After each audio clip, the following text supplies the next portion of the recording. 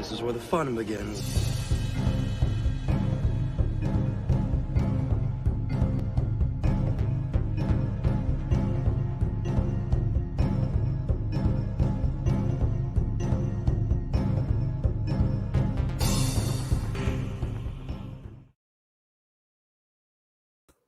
All right. Good morning, everyone. This is OG Starwars, your Legends girl, trying to make it in this discounting world. And I am so happy to be with you in this fine morning here in where I live in Kelly. And I'm going to go ahead and bring my co-pilot in. Hello, Stig. How are you doing? I'm doing very well. Yeah. It looks like spring is arriving. And Yeah. in my area, it's the weather is getting a lot more mild. And I had a good breakfast and everything's rosy.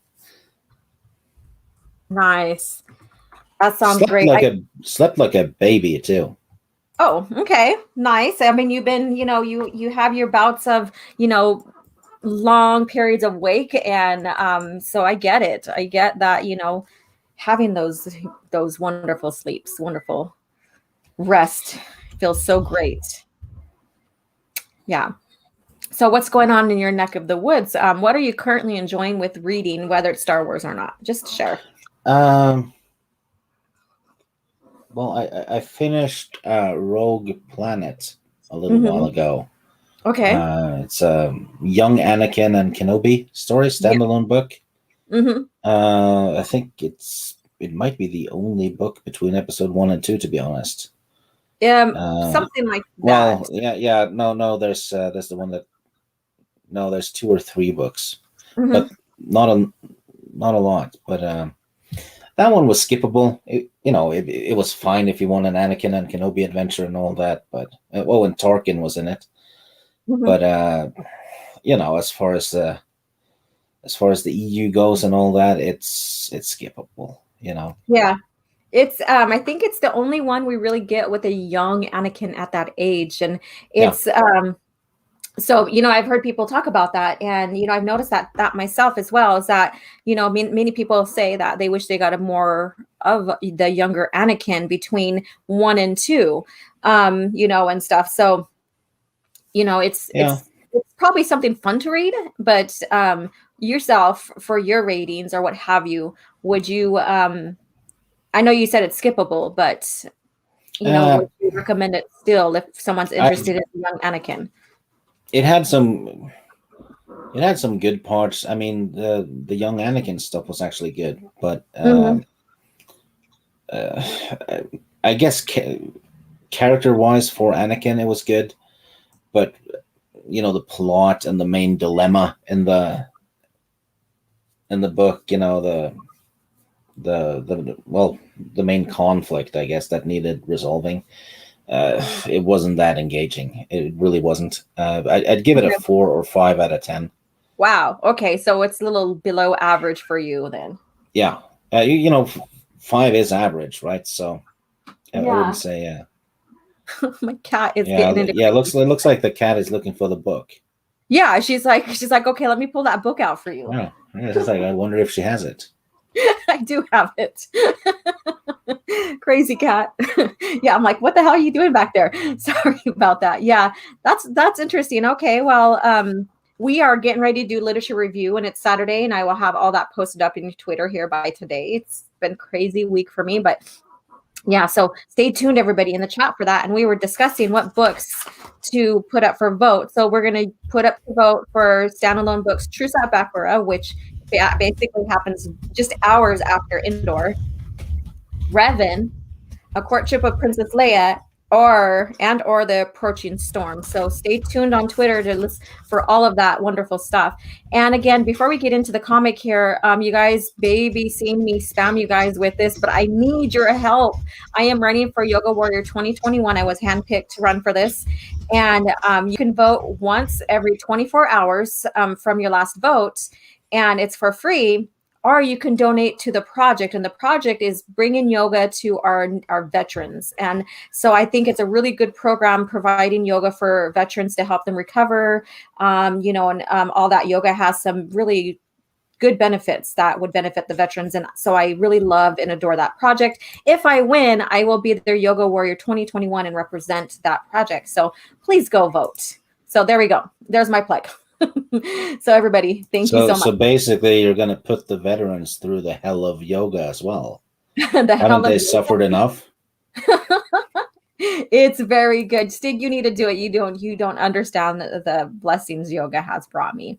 And then again, we have Lady Tauriel, one of my members as well. And I did make a little member banner in the back here. Morning. Hope your morning is going well. And thank you. I hope you are, you're enjoying your afternoon, morning, wherever you are. I think you're a couple hours ahead of me. And then Robert D. Da Costa. This is where the fun begins. Exactly. And then one of my mods right here, thank you so much for tuning in. And he says, hello all. Thank you, Open Airlock Policy. I was going to say posse. He does have a posse going on. I would like to point out that Teresa tweeted out something today that vindicates me. Whenever I have a go at your fucked up coffee, I have a point because it's toasted marshmallow mocha artificially flavored coffee, and it has chocolate, cream, and biscuits and all kinds of shit on it, and that's apparently what you put in the coffee. Yeah. Yeah. So yeah, I was right. Whatever. Everybody has like their flavors in coffee. All the right. The only thing I got wrong was the hamburger. There is no such thing as coffee with hamburger. I'm sorry, Stig. You're just like, you're being overly dramatic about this. It's not right what they do to the coffee over there. Robert D. Costa, gorgeous painting, OG. Thank you so much. It's part of my my gallery portfolio for graduating. Not complete just yet, but it's almost there. I have 6 paintings to do, and I'm currently started my 3rd. So I'm working on a few all together. All right. It just rained here in San Francisco, laugh out loud, like pouring. Yeah, the valley here where I live at, we got rain going on too. Hey, 19K Fox, thank you for coming in. It's been a while since I've seen you on my channel. Thank you. Hello, lovely people. And let's go ahead. And I just finished Enemy Lines 2. Traitor is up next. Oh, wow. Yeah, you're going through the new Jedi Order.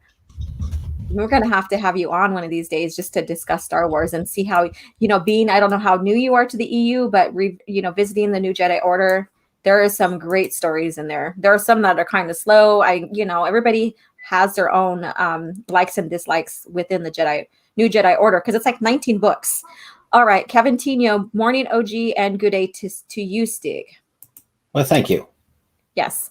All right. So I would love to get through everybody's comment here, but let's go ahead and get the this rolling. I have to go attend a study course for my midterm here that I'm scheduled. I can't back out of it. It's credit and all that too. So yeah. So, and I'm getting ready to graduate at the end of the semester, so I need to stay on task. So thank you guys, Orange Hat. Thank you for coming in. All right, so let's get this started here. Oh my God. And you guys share what you're enjoying or sipping on while we go through all of this, go through this comic here. All right, I'm gonna go ahead and turn this mic off, or the camera off. And so this right here, this right here is basically comic 69, and it's the Dreadnaughts of Rendili Part 1. And I really, really love this image right here. There's so much going on. And, if you guys know the history between these two here, they're basically friends. And I'm not going to spoil too much in here. So let's when Kenobi goes 69. When Kenobi goes 69, huh? He's probably always on top because high ground. Or thigh ground. Oh. I have the thigh ground. Oh, here we go. 69 position. You did have a good sleep, didn't you? Mm-hmm. All right. So this is the standoff at Rendili. And so basically we have Anakin here, and he's on the ship here, and Kenobi.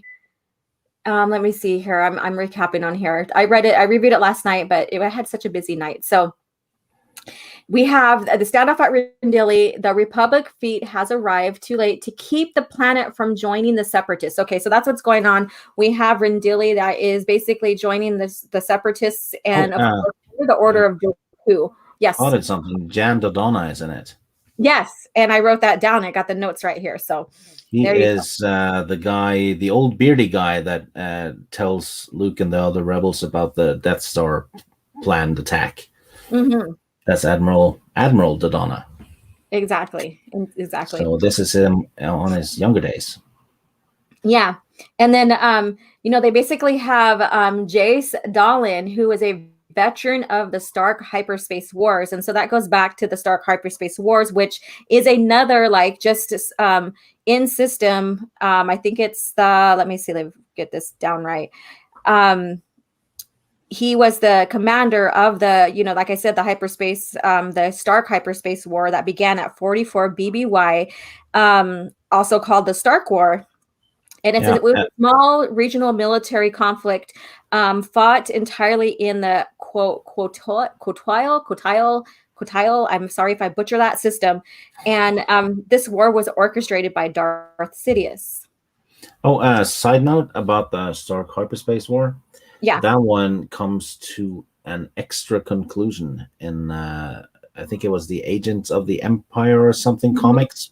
Okay. Which is basically kind of like a James Bond story of comics about an Imperial agent set in the Rebellion era. And, before the Rebellion era. And Stark is in it. That's just, I can't say anything else.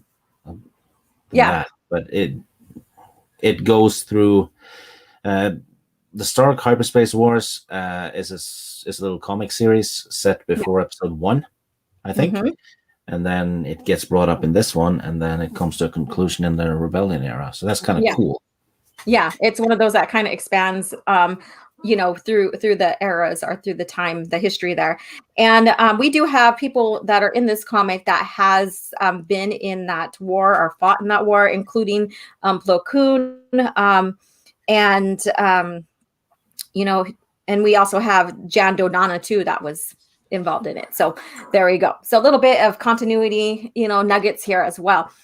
And so so basically, Master Koon, that doesn't sound right at all. Master Plo Koon knows him from Dallin from the hyperspace, the Stark Wars, including Jan Dodonna. And we have Anakin discussing about the Senate and the, and the Supreme Chancellor determined the fleet must be destroyed. So basically, they're talking about destroying the fleet because they are basically staging a coup against the Republic, I guess you can say. And we have Anakin Skywalker here. And guess what? Foreshadowing. Guess what? Mm-hmm. His head is blacked out and he's on the bridge of a Star Destroyer. Yes. I've noticed that in a couple of little art pieces of him in this comic. But guess what? He is now knighted in this comic. Yeah, he's been knighted. Not in this, he wasn't knighted in this comic, but before this number 69, he was already been knighted. So basically, this is about what close to. Doesn't that happen? That happens in a book. Mm-hmm. Yeah, this comic follows that book, so that there you have the timeline. Read that book before this comic, basically. Yeah, exactly. It was all mapped out very well in terms of continuity. Exactly. So let me see here. Let's go ahead and move on because we spent too much time on this page. So we have Obi-Wan Kenobi here, and he is by the I can't even say that. Titavian 4, basically. There you go. Thank you. Blah. I couldn't even say that friggin' word. And basically, it's a zoological society, Myocroft or whatever. And this so this kind of is like an Easter egg for Kenobi novel, because if you guys have read it, Annalene, who is a friend of Kenobi's, her passion was to go into the zoological society to study different species and plants and stuff. Yeah, and that was the the zoological society on Mycroft. That was see, continuity. Exactly. And I was reading this and I was like, oh, look at that. I must have skipped over it the first time. Like I said, I read this a couple, a week ago or whatever. And I decided to review it last night. And so I really, really love that. So we have, he's coming across that one kind of adrift, and he assumes it's pirates that have, like pirates do. They attack ships and plunder them.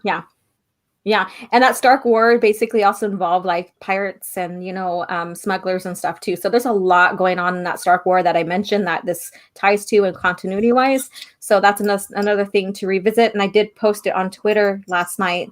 So you guys can go back and read that. And then, so he's like, basically, no, not Rendili. Anakin will hear and insist on coming. We need him where he is, because he knows how Anakin is. He knows that. Anakin just won't listen. Yeah, Anakin has a mind of his own. And so now where are we at? Did I skip ahead or was that right? Oh, okay. All right. So he goes onto the ship here, and this is basically, you see some specimens that they've collected and stuff like that. And of course, because he's on there. And then there's been a massacre. And he says someone with a lightsaber, a red lightsaber. How can he tell that though? Oh, he's probably he's seeing the red lightsaber from afar. Yeah, okay. The glow of the red lightsaber. Yeah. Yeah, my bad. And lo and behold, Quinlan. Yeah. Exactly. And he's like, Quinlan? And then and then it says Quinlan Voss, Jedi Renegade, because that's what he's being seen as right now. Is the renegade. That does not mean he's a gray Jedi. No, it does not. So, and then, of course, we have these thoughts going on, these little thought things here. And he's like, traitor to the Republic. So Obi-Wan's thinking to himself, traitor to the Republic and to the Jedi Order. Obi-Wan saw the holovids of Voss butchering the would-be tyrant Karis Fenn. And so he's contemplating everything. But then he also mentions, Qui-Gon has told me to listen to the Force, and the Force is telling me that he needs help. Yeah, and Quinlan and Kenobi used to be Padawans at the same time. Yeah. So they have a history, and their masters were close too. So Thom was close with Qui-Gon. So so there's that little relationship going on with them growing up together, with masters being close and stuff like that. And we'll get into Thom is actually not that different from Qui-Gon. No, he's not. No. And then so we have their little, as I say, Qui-Gon, Quinlan basically is like, what? Obi-Wan? So they're both surprised by each other, Would you say that they're both in a remote part of the ship? Probably. I need to get that kind of deal. But anyways, here we go. And then so we have them talking and basically, fighting at the same time, which Jedi can do because, they have the Force basically, but they still can be distracted. We know that as well. Yeah. And overwhelmed. They have to, well, pardon my English, they have to fuck off. Yeah. Because there's too many remotes. Exactly. And they'll, Obi-Wan's like, what side are you on? And Quinlan's basically saying, if we survive, I will talk to you about it. Then, basically we have this shit to take care of. So I thought that was kind of funny. He's like, hey, hold your horses. Let's get out of the situation first, and then let's talk. So that's what they do. And then we go back to the ship. I didn't even write down the ship that these guys are on right here. It's one of the separatists or one of the dreadnoughts, I'm guessing, from Rendili. I'm guessing. Yeah. Have Plo Koon here. And then he is talking with, I believe that's Jace, Commander Dolan, I believe, because he's got the scar here and everything. So, yeah. So let me take a sip. And so they're discussing basically he doesn't want anything to do with the Republic. And he's like, basically he holds some of them to gunpoint. And lo and behold, he takes Plo Koon hostage. Yeah, and there's here, basically a mutiny. Yes. Yes. And I believe this is Dodonna that he's holding up right here, from what I got when I read it. And so basically to save lives, Plo Koon decides to save. It's Dodonna is the guy behind him. Is it? Yeah, he says it would appear that negotiations have failed, and then he says, "No, Captain Dodonna, they have merely gotten more aggressive." Okay. He's saying all right. it to basically the Imperial officer is Dodonna. Oh, okay. All right. All right. I see. I got confused on that. So. All right. So yeah. So Plo Koon decides, for the betterment of the situation and stuff, that they will just go ahead and surrender. So, instead of wasting lives there, that they would surrender. And he has hopes in the other Jedi that will be coming into this conflict. There's a little bit of news in the chat. Vertical Horizons says Claudia Gray has put Grey Jedi in the High Republic. I didn't even know that. Yeah, well, she has Down syndrome. Oh God, she doesn't even know what property she's writing for, or understands the property. I mean, seriously, if you put your hand up for Star Trek and all that, I swear to God, I don't. It's nuts. She's lost something. I don't know. All right, so let's move on. All right, so we still have them conversing here, and his face kind of remind me of Anakin a little bit. It's just the way it's drawn out, but it's not Anakin. I just had to do a double take with that.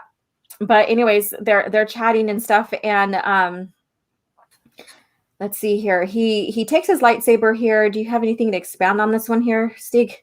Well, it's basically they now have hostages, 2 important hostages, and he thinks the Republic will not sacrifice Plo Koon and a popular officer like Dodonna.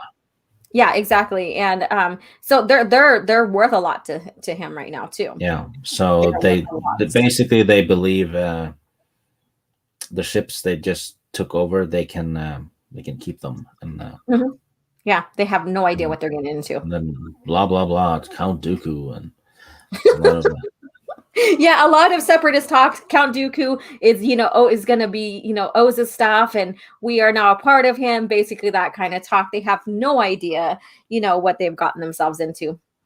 And then so we get back to the scene of Quinlan and Obi-Wan fighting for their lives right here. So trying to get out of out of harm's way with the remote droids there. So we have that still going on.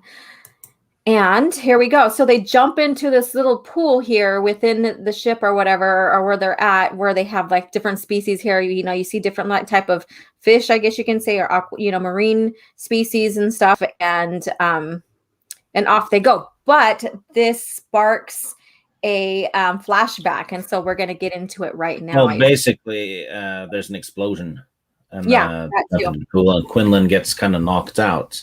Mm-hmm. Yeah. And that sparks something too. And that's coming up right here. So they leave, they get out of there, and he basically tells him that, basically maybe for a moment, but we must keep moving. I know our pursuers, so they're basically discussing their stuff here. And lo and behold, we have Ventress, and what's this dude's name again? I didn't write it down. I keep his name. I that's the one I keep forgetting his name. Yeah, it's the one I keep forgetting too. It's not that important. He's just her sidekick. is that important? It looks dumb. But Ventress is awesome. Yeah, she is. Look at her in the comics. She's not that bad on the Clone Wars show either, though. But she's just so incompetent. Mm-hmm. Oh, Toll score. Thank you, Scott Johnson. Score it is. Mm-hmm. All right, so let's move on here. And so this is where they start discussing, about the explosion, jumping into the water, and how it brought up memories with them as Padawans. So I thought this was really, and then they're also talking about, okay, we survived. Kenobi doesn't forget. We survived. Now tell me what's going on with you, basically. And then so he goes back to when they were young Padawans. So we have a young Obi-Wan here, and look at his stick. Almost looks like Yoda's. Yeah, right there. and Quinlan is remembering when they were younger, when Kenobi also uh, saved Quinlan from drowning, Mm-hmm. which Exactly. means Quinlan is twice the washed-up Jedi. Oh my god. That's so sad. Yeah, so he talks about it. This was shortly after the Stark hyperspace wars. And so guess what? These two with their masters were involved in that war as well. Because of course they went with their master. Thom was away and he left you with Qui-Gon and myself. We were in a training mission on Ragoon. As I recall, we were by the edge of the river trying to impress each other, doing usually stupid things male Padawans seem to excel at. So I thought that was hilarious. Well, actually, to be fair, Quinlan balancing like that is kind of impressive. Yeah. I could only do that for 3 minutes tops. You need to send me a picture then. No. Then I don't believe you. All right, so we'll move on. And then they drop into the water again. And, we know that with the help of Qui-Gon, he saves Quinlan there. So we have a little flashback here, remembering. Quinlan hit his head on that rock from the High Republic. Huh? Quinlan hit his head on that rock. I was like, I forgot about that stupid rock. I wasn't even thinking about that. See, look at that. I didn't even think about that. Oh my God. Even the chat is noticing it. Oh my God, that's hilarious. That rock's gonna haunt us forever. It's gonna be forever meme. It is. Congratulations, Disney, Lucasfilm, and the High Republic. Congratulations. All right, so let's move on here. And so we have them discussing here, and he's telling him, maybe you're not going to fully understand what I'm going through, or and he tries his best, to to make Obi-Wan, trust him and believe. And Obi-Wan, he reaches out to the Force, and he also remembers how they grew up together, and how they were close and stuff. So he does, take him at, word value, basically. Yeah. And Quinlan is telling him he had a run-in with Ayla, which we covered last week. Exactly. He had a little fight with her and roughed her up and almost killed her. And that was for the sake of the mission. Yeah. Exactly. All right. Nobody's gonna judge him for that, because it's okay to kill a bitch if you have a mission. That was rough. It's okay to kill a bitch when you're in a mission. Yep. Oh my God. Okay, so let's move on. And so basically he was asking how you wound up here, and so he says basically Dooku set 2 of his dark Jedi on me. I was leaping in and out of the hyperspace when I found this wreck. So basically Dooku was sending his dark Jedi against him. So kind of tells the state of what's going on with him. By leaping in and out of hyperspace, that is not the same as the hyperspace skipping you see in the sequel trilogy. What he does, he plots short jumps. Yeah. To kind of throw people off the trail. Yeah, and that's also throughout the continuity. In fact, I think, which one is it? I think that's what, Anakin Solo did in New Jedi Order, I believe, as well. When they were fighting when the Vaughn came towards Lando's I forgot the location, and they were fighting against them, and he hyper jumps to get out of harm's way and scares the shit out of his family, basically, because that's even dangerous in itself. Yeah,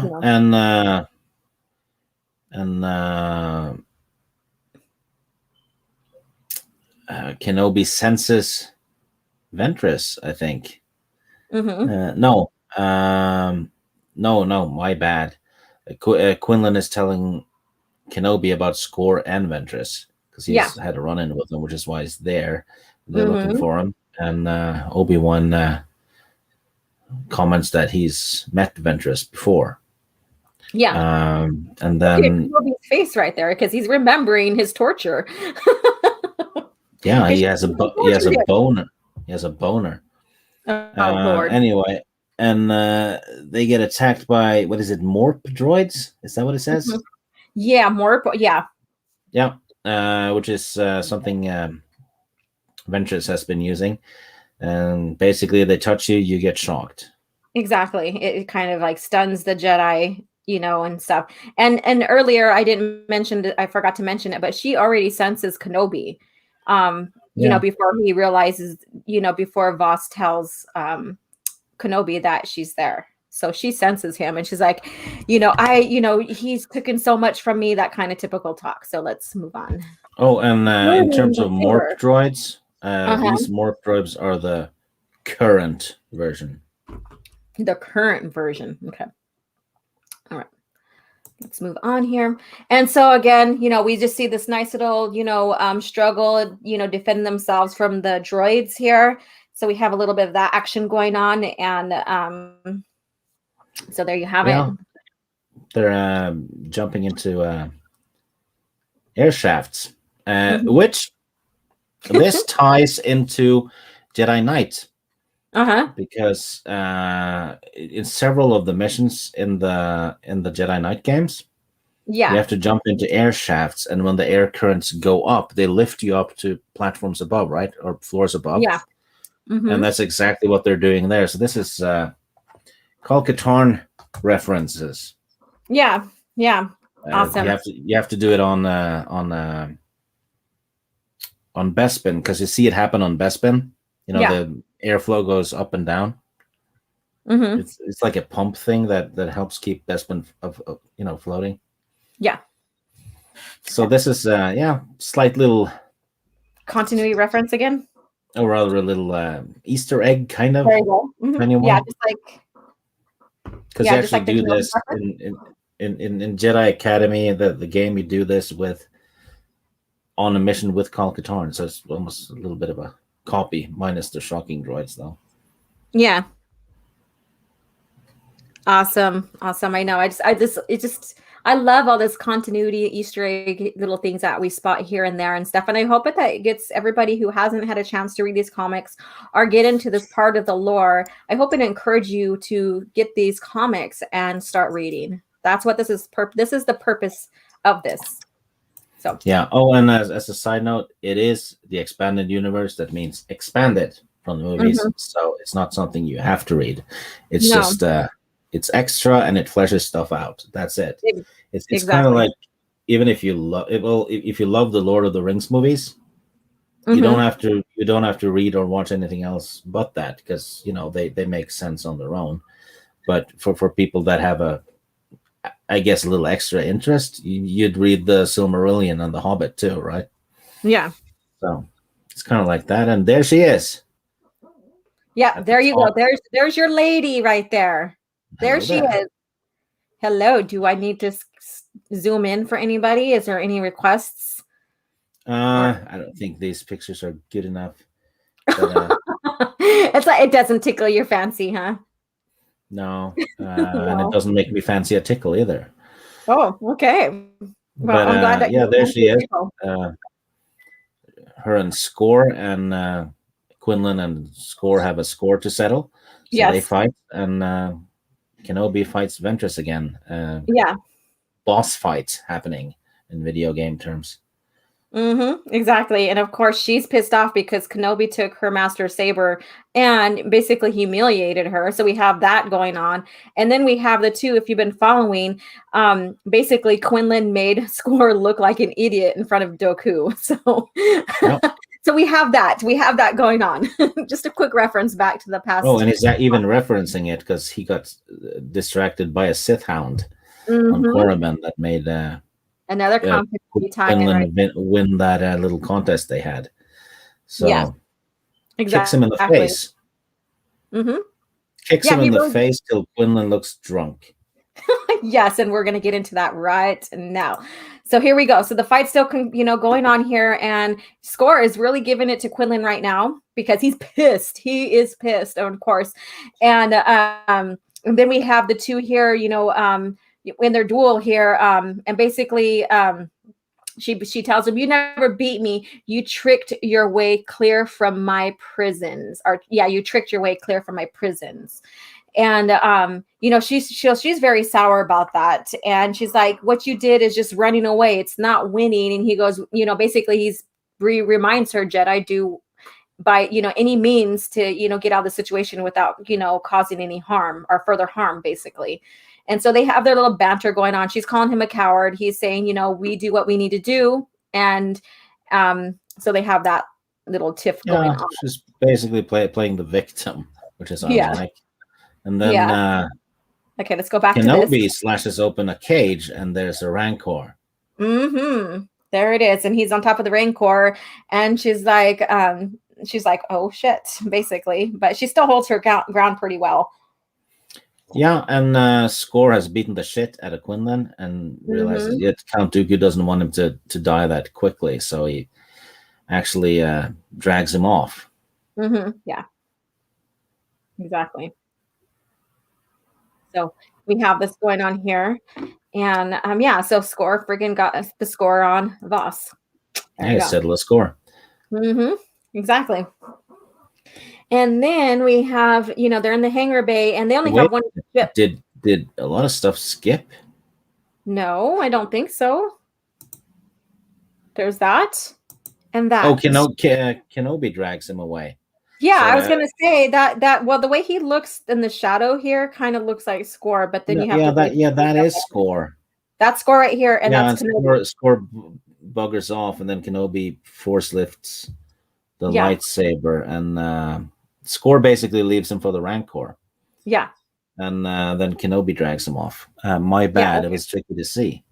Yeah, well, and then they have almost the same color hair and all that stuff. So it's a little bit of non-recognizable right there in a sense, just a little tiny bit where you can get it confused. And then so we have the hangar bay here, and we do have the starfighter here. Yeah, which is an A-wing prototype, I believe. Yeah. Jedi starfighter. And it's sabotaged. It's sabotaged where they, but then Kenobi kind of references back to his once Padawan saying that he learned, several different ways of basically hot wiring it, the starfighter. So basically that's what they do. They plan, they only could fit one person in there. So they have a plan, and he's trusting Quinlan to go on with the plan, even though he still thinks that maybe he might be betrayed in a sense, but they still are working together. So this is where Quinlan is really, really proving himself. And I think it's such a good thing to prove himself to someone that he's been close with as well, and that's Kenobi. Quinlan wants to stay behind because he feels he's responsible for all of this, and and he's willing to give his life as well. And Kenobi's like, no, what is good? What's the point about a rescue? Basically, when there's nothing, you can't rescue. Basically, I'm like paraphrasing here, but so he settles. He tells him, get off that high horse. You're not good to us dead. Basically, you need to come back and take care of yourself. I'm paraphrasing now, but that's how I see it. And come back to the Jedi and come back for rehab, basically. So all right. And so Quinlan takes off, as part of their mission. So he is to, provide, basically, he's going to use a star. I can't even come out with my friggin' words. So he's going to, be able to use a starfighter to provide, backup, shooting and all that stuff. Yeah, he's also going to get help, I believe. Yeah, that too. Then Kenobi gets a slap from a big hand. Exactly. And then before we move on, basically he's telling him, and the Force be with me if I'm wrong about you. So that's what he says about, thinks about Quinlan. He's still putting trust in there, but he also, accepts that if it goes wrong and he betrays them, then that's it. But he's willing to do that sacrifice. Yeah. Yeah. All right. And there we have it. We have her on the Rancor. Yeah, Kind of- and you can Soul Assassin wants you to zoom in on Ventress's straddling skills. Her straddling skill. We always have to have something for Soul Assassin, and sorry if there's no Twi'leks today, but this, at least she doesn't have hair. So there you go. All right. Like a badass she is. Yep. There you go. All right. So basically she now has control. She's used her dark side abilities to gain control of. Yeah, which is what a lot of people do in Star Wars and the EU.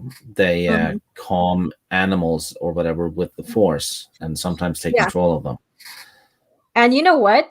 We see that in episode 2. We see that in the Geonosis ring there. Yeah, Anakin does it to the Rhino. Mm-hmm. It is possible to calm down a raging Rhino. You guys were trying to stir him up this morning when I was listening, and he's like, I don't have the energy to rage right now. Now you blame Mora for that one. Mora was the main instigator. Yeah, I was like, I'm laying in bed still half awake listening, and I'm cracking up, and then I'm trying to type in the comments too without looking like a bum and misspelling and stuff, but that was hilarious. All right, so basically now we have them still fighting and stuff. And what does he hit the Rancor with his saber? Does he slice him, or it slices its nose a little bit, but it doesn't do too much damage. That's what I thought. Because whenever you have to cut through something that's really solid and thick and all, it takes time, like doors, and Rancors have very thick hides. So the lightsaber isn't that effective on it. Yeah, exactly, and that's what I thought too. But Ventress is basically shit talking Voss and saying he's betrayed him and blah blah blah, and she's gonna kill him with a Rancor. Exactly. She's using like a psychological, like mental thing on him. Yeah. And basically, like you said, talking shit. Yeah, which is usually what psychos do. They first feel like a victim, and then they go psycho. Yes, and so we're going to leave this in a cliffhanger because I do have to go to a study group class today for my prep for midterm for my math class. But so this is where this concludes, or this ends right now. We'll conclude it next Thursday, and so we're left on this cliffhanger right here. So if you haven't read it yet, stay tuned. If you have, you know what's going to happen, but it's always good to revisit anyways. This is such great, comics. Great stories here. Spoiler for the next time, Kenobi runs away from the Rancor. There we go. Yep, he's running. And she's got both of her sabers right here, and she's like, yeah, I'm boss here. Look at that. She is a boss in that one. Yeah, she is. And no spoilers again. All right. So let's see here. Let's see what's going on in the chat. And there's not that many comics left of the Republic comics because we're, I guess, a month away from finishing the whole damn thing. Yeah. Something like that. A month after today. So 4 more weeks, I think, maybe. Something like that. Yeah, because sometimes we'll do 3 comics, right? Yeah, depending on if one short and what have you. But yes. And maybe do some Rebellion ones after that. Han and Luke and Leia and Wedge. Yeah, we were talking about the ones that lead up to where Luke, the tie-in with Luke and Jabim. Oh yeah, that happens fairly early. Yeah, but there's 4 Rebellion omnibuses. And all of them are damn good. Yeah. And the artwork is great, so might as well, right? Yes. And so this will probably be the cover for Coffee Chat next week. This is a friggin' good cover right here of these 2. Yeah, it actually has a picture of one of the animals that Teresa and Alora puts in their coffee. Oh my God, you're being a drama queen about that again. You're a drama vi queen. There we go. All right, Robert. Have it so the Fel Empire team and the Jedi detachment are at odds with each other, not hostile, of course, but not comfortable with working together. So they're discussing the Imperial Knights, basically, and the Jedi. And, you know, I wish we would have got that, you know, the continuation of Jaina with the Sword of the Jedi and stuff, because I bet you if we didn't have the decanonization of the original EU, or it was never sold, we would maybe be able to see Jaina slowly becoming the Empress of the Fel Empire and creating her own faction of Jedi, calling them, you know, Imperial Knights, and, you know, them working in tandem with the Jedi Order, because, you know, of course, she is a descendant of the Skywalker family. And seeing how that works out and leading up to Legacy, that would have been friggin' amazing, you know, amazing to see. And so there goes my little rant about that. Yeah, that would be my suggestion. Yeah, so we maybe would have been able to see that, you know, that evolution of Jaina, you know, and all that, and the Jedi Order more. And Oh yeah.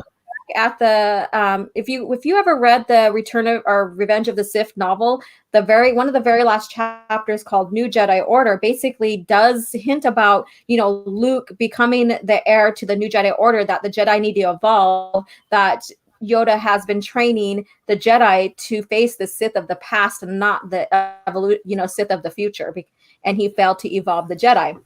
So yeah, and George Lucas has said this many times, that after Return of the Jedi, Luke became the most powerful Jedi in the galaxy, and he trained a new generation of Jedi. He said this since the 80s. So when you see a dumbasses saying that, yeah, we don't know what's going to happen to Luke, George never said it. Yeah, he did. Yes, he had big plans for that. And and he said Luke, not Ahsoka. Or Ray. All right, Soul Assassin, make sure to hit that like button. Yes, you guys. And I did share the link, and I don't have it on me right now, but you can go into the description below. Please go vote for me for Yoga Warrior 2021. Thank you so much. And let's see here. And then please sub to Rhino's channel. Yes, he has some great content that's going up right now. And again, I apologize for not having any current videos yet, except for the live streams. I'm getting ready to graduate, so soon enough, I'll have some more content for you guys. And then Holocron Library Fox, hello, Rhino. So everybody's saying hello, and thank you, Rhino, for stopping in. Yes, get some sleep. You've been up for a while. Let's see here. Soul Assassin. And then we have little conversations. I'm just making sure that I don't miss anything, that if you guys are addressing any one of us. So this is Christopher. I recently did get the Old Republic Epic Volume 3 at Barnes & Noble. Excellent. The Old Republic Volume 1, 2, and 3, which is a continuing story. It's one story and 3 omnibuses. Is damn good. I'd give the whole thing an 8 out of 10. And it has a hell of a twist at the end. Yeah. Okay, so Vertical Horizons. We need to see her geodes more. Yeah, she was absolutely rock blocking him. Oh Lord, the things that we say when we're reviewing these comics, and oh my God, it's hilarious. All right, part of me wishes they killed off Ventress instead of her disappearing into the unknown regions. Spoiler. Yes, right there. We will get to that, but we won't tell exactly what happened if you don't know. So that's the spoiler right there, though. Sorry. You'd figure Ventress would be on the one to play the Rancor trap. Yeah, she's skilled at writing and all kinds of stuff. And we'll leave that at that. All right, so let's see what else is here. Okay, Obi-Wan bypassed the power converters. Her learned from Rey. Oh, he learned from Rey. No, let's not associate him with Rey whatsoever. Rey gets jealous of Obi-Wan. Let's see. Oh yeah, looking badass right there. Yeah. So she friggin' Ventress. Yeah, she's gonna have some good stuff coming up next coffee chat. So you guys stay tuned. So let's see here. And I'll be reviewing that and pointing out, and of course we pointing out continuity and all that as well. That's always fun because then you guys get more excited and have a reference on how well everything's tied in. Let's see here. Now we have breakout characters like Geode. Oh my god, you guys are still on. You know what? Rock. Geode is a lonely volcanic rock, right? Yeah. But I have to give him credit for one thing. What's that? He was magma before it was cool. Yeah, I get it. All right, Jaina helps build the Fel Empire. Her name is well known amongst the Jedi Order. Of course, yes. Oh yeah, Sword of the Jedi. Exactly. Epic title. Exactly. And she earned it. Oh hell yeah, she earned it. She's been through shit and back. I mean, that would have been a phenomenal character to get for the sequel trilogy, right? Opportunities missed. That's too bad on them. We still have her. We may not get the story expanded anymore, but at least we still have we still have the gems of the EU. I've always wanted to see or read a scene where Luke converses with Ghost Voice Force Qui-Gon. They have no connection though. I know. That's what I was thinking. They really don't have connection. If you look bad water between them. Yeah. If if you look into the lore of Force Ghosts, like those who become Force Ghosts and stuff, another way they communicate with the living is if you have some kind of connection with them as well. So that's why you don't see just like Mace Windu or anybody else coming to talk with Luke. You only see those who have a connection with him, like Yoda and mainly Obi-Wan Kenobi, until he says his goodbye in Heir to the Empire. I think the Geode. I think that's a piece of debris from the fierce civil war at Lucasfilm. Okay. All right, so we're going to go ahead and conclude this because I got to hop on over to my class. Thank God it's Zoom, so I'll be doing that. So that means I could stay here as long as I can. So go ahead and Stig, tell us where we can find you. Well, I'm not doing anything until Monday on the Sporking's channel because there's a Game of Thrones book talk, but and I'm not even sure if if we're gonna do it on Monday because I think he was taking a week off for some reason.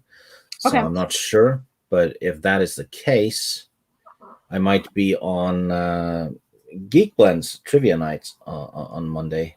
Nice. That's always fun to watch, you guys. Yeah, that's a lot of fun, and then it'll be on your channel. No, wait a minute. We have a book talk tomorrow, don't we? Yes, we do. Or was it Friday or was it Saturday?